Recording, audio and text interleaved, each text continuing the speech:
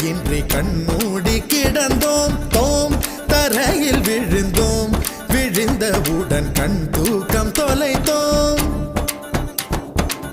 அப்போது அப்போது போன தூக்கம் என் கண்களிலே எப்போது எப்போது வந்து சேரும் விடை தோணலையே. தோம் கருவில் இருந்தோம். கவலையின்றி கண்மூடி கிடந்தோம். தோம் தரையில் விழுந்தோம். விழுந்தவுடன்